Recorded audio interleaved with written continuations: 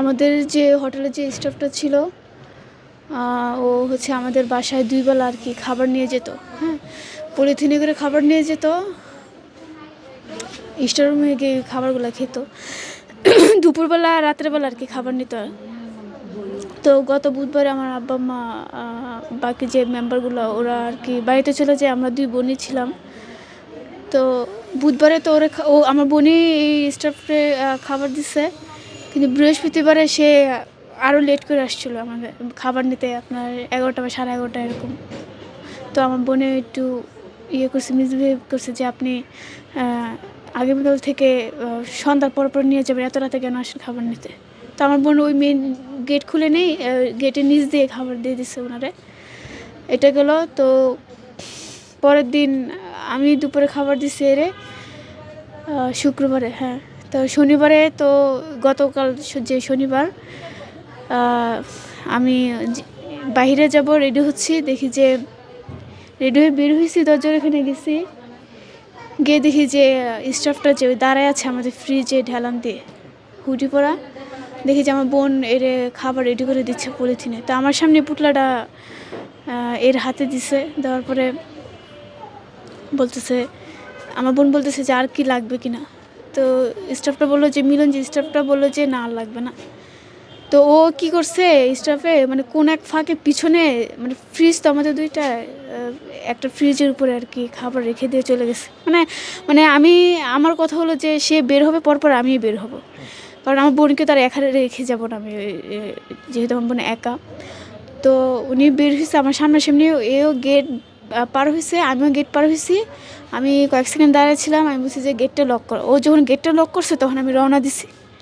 রওনা দেওয়ার পরে এর এই যে সিসিটিভি ফুটেজে যা দেখলাম, যে আমি রওনা দেওয়ার পরে এ রাস্তা ক্রস করে ওইখানে 2-3 মিনিট স্টে করছে, মানে দেখতেছিল যে আশেপাশে কোনো, বা আমি আসি কিনা, আবার বা পরিচিত কেউ লোক আসে কিনা, ওর কোনো একটা আর কি করতেছিল।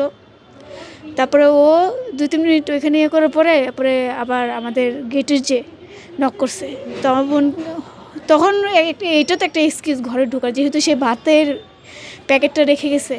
তো ঘরে ঢোকার পরে যে আমার বোনকে এভাবে করলো, যে আমরা হচ্ছে যে আমি যখন আসলাম এসে দেখি যে বাইরে গেট খোলা। আচ্ছা, একটু জানতে চাইবো, একটা রেস্টুরেন্টে আমরা জানি স্টাফ থাকে 4 থেকে 5 জন স্টাফ থাকে। আসলে কি আপনাদের বাসায় কি যতজনই স্টাফ আছে তারা কি আসতো, নাকি একজন এসে খাবারটা নিয়ে যেত? মূলত আমাদের বাসাতেই হোটেলের খাবারটা রান্না করা হয়। বাবুর্চি, তারপরে যে কাজের যে খালা, যে সবজি টবজি কাটাকাটি ধোয়া পালকা, ওনারা দুজনেই এখানে থাকে, অলওয়েজ থাকে, মানে সকাল থেকে, মানে যতটুকু কাজটা থাকে আর কি।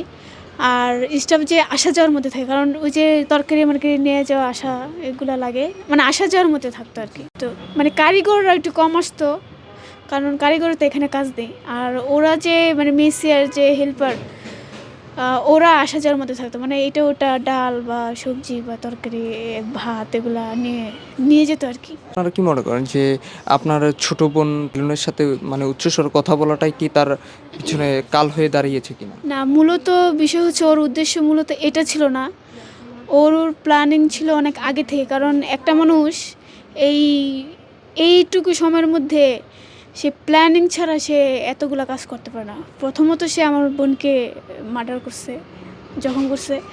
সে জখম করার পরপরই সে 3টা বেডরুমই সে লকার খুলে ভেঙে সে আমাদের 5 ভরি স্বর্ণ ছিল আর ক্যাশ 5 লাখ ছিল, ওগুলো নিয়ে গেছে। ও যে খুন করে যে ওয়ার্ডরোব যে ভাঙছে, আলমারি ওয়ার্ডরোব যে ভাঙছে, ওইখানে ব্লাড আছে।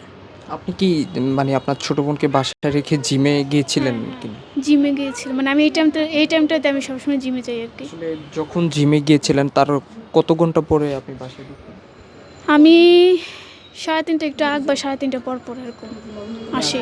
আসলে কি আপনি যখন জিমে যান তার ভিতরেই কি ঘটনা ঘটে? হ্যাঁ হ্যাঁ, ভিতরেই ঘটনাটা ঘটে। আসলে কোথায় এই খুনটা করা হয় এটা হচ্ছে আমাদের যে বেসিনটা, রান্নাঘরের যে বেসিনটা, ওখানে ও আমাদের স্টাফ রুম থেকে, এটা আমরা আলামত পেয়েছি, স্টাফ রুম থেকে সে একটা রশ্মি নিয়ে আসে। ওইটা ওখানে সিআইডি যে যে ইয়ারা, সেটি তদন্ত পাওয়া যায়? হ্যাঁ, ওনারা দেখে যে রশি কাটা, তো এখানে একটা ম্যাচ করে দেখে যে একই রশি। তো একই রশি ওরে প্রথমত আমার যে আইডিয়াটা যে তারে ওরে প্রথমত ওর রশি দিয়ে দুর্বল করে গলায় প্যাচ দিয়ে দুর্বল করার পরে তখন ওরে যে আমাদের যে বেসিংয়ের যে হাউসটা ওইখানে রাখে, ভিতরে ঢুকে রাখার পরে তারপরে যে আমাদের যে কোটাকুটির যে রুমটা ওইখান থেকে বটিয়ে নিয়ে ওরা জবাই করে। না একজনের দ্বারা এটা ইম্পসিবল, কারণ হচ্ছে যে এত বড় একটা মানে এতটুকু সময় যে এটা কখনোই একা করা সম্ভব না। তার সাথে আমরা যে করতেছি তার সাথে আরও অনেকে জড়িত আছে, মানে মানে সে ফিজিক্যালিভাবে সে এটা করছে, অনেকে তার প্ল্যানিং এর সাথে জড়িত আছে। আসলে আপনাদের মেন রোডটার পাশেই আপনাদের বাসাটা। আসলে আপনি যখন জিম থেকে বাসায় ফিরেন তখন কি আপনার বাসার সামনে কোনো লোকজন জড়ো হওয়া ছিল কি না? না লোকজন জড়ো করা ছিল না, কিন্তু আমি গেট যখন নক করতেছিলাম তখন দেখি যে এই যে সামনের কেচি গেটটা কি কেচি গেট লাগানো না, কিন্তু গেট প্রথম যে গেটটা ওইটা তো খোলা ছিল, আর কেচি গেটের সাথে যে আমাদের যে দরজাটা ওটা সিটকিরি লাগানো ছিল বাইরে থেকে। সন্দেহভাজন আমরা কয়েকজনকে রেখেছি, আর যেহেতু সিসিটিভি ফুটেজে মিলন ছাড়া কেউ ঢুকিনি, আর তার প্ল্যানিং দেওয়ার জন্য বা তার সাথে জড়িতদের আমরা আর কি সন্দেহজনক লিস্টে রাখছি। এখন এটা আর কি পরে দেখা যাক কি হয়। পুলিশ তদন্ত কি মিলনকে এখন পর্যন্ত পেয়েছে কিনা? ওনারা আর কি রিসার্চ করতেছে, এখনও কোনো আপডেট পাইনি আমরা। আসলে শুধু স্বর্ণ টাকা নিছে কত টাকা? তার প্রথমত উদ্দেশ্য ছিল চুরিরই, পরে যখন আমার বোনটা যখন ওই যে মিসবিহেভ করলো, মানে দুইটা কাজটা একসাথে করে ফেলছে, কারণ হচ্ছে যে আমি থাকা অবস্থায় সে কেন আসলো না, তাই না? তারপরে কিন্তু আরেকটা হচ্ছে যে ও রাত্রেও টার্গেট করছিল, কারণ মানে ট্রাই করে দেখছে আমরা খুলি কিনা। হ্যাঁ, এই বৃহস্পতিবার জন্য মিসবিহেভটা করলো। ওই দিন রাত্রে কিন্তু আমরা মাঝরাতে কিন্তু দরজা ধাক্কাধাক্কি করতেছিল, মানে খোলার জন্য ধাক্কাধাক্কি করতেছিল। আমার বোন শুনছে, আমি শুনিনি, মানে কয়েকদিনই নাকি এরকমটা করছে, আমি যা শুনলাম আর কি। আপনি বাসায় ঢোকার পরে কি পুরো বাসা এলোমেলো পেয়েছেন কিনা? হ্যাঁ, আমি যখন দরজাটা যখন খুলে যখন ঢুকি, যখন আমি যে রুমে থাকি রুমের পাশেই তো কিচেন, তো ঢোকার সময় কিচেনে চোখ পড়লো যে আমাদের যে হোটেলে যে বড় চুলা ওইটা আপনার মাটিতে পড়ে আছে। এবার আমি যে সকালে যে ভাত রান্না করে গেছিলাম ওই ভাতের পাতিলটা নিচে পড়া, ভাতও পড়া ছিত্রানো। তারপরে যে বড় যে ভাতটা যে নাড়ে স্টিলের যে নাকি কিসের জন্য ওইটাও বাঁকা দেখতেছি। তারপরে আমি কি করলাম, এটা দেখে দৌড় দিয়ে আমি আব্বা আম্মার রুমে গেলাম, দেখি যে ওইটা দরজা খোলা, ওয়ার্ড্রোব লকার টকার সব ভাঙা, কাপড় চোপড় আলো জ্বালা। তারপরে আবার আমি আর একটা দৌড় দিলাম আমার ভাইয়ের রুমে, কারণ আমার ভাইয়ের রুম সবসময় লক করেই থাকে, কারণ ওর রুমে আমাদের কাজ থাকে না, আমরা দুই বোন এই রুমে থাকি না ওই রুমে থাকি। আমার বোন আব্বা আম্মার রুমে একটু বেশি থাকে, কারণ ওখানে টিভি আছে। তো ওইখানে যাওয়ার পরে ওইটাও দেখি একই অবস্থা, লকার ভাঙা, কাপড় চোপড় আলো জ্বালা, মানে জুয়েলারি যে বক্স টক্সগুলো কিছুটা ছিত্রানো ছিল, আর বাকিটা দেখি যে ফ্রিজের উপরে যে গোল্ডের যে এগুলো নিছে, বক্সগুলো ফ্রিজের উপরে রেখে গেছে, আর গোল্ডগুলো পকেটে করে নিয়ে নিছে। হ্যাঁ,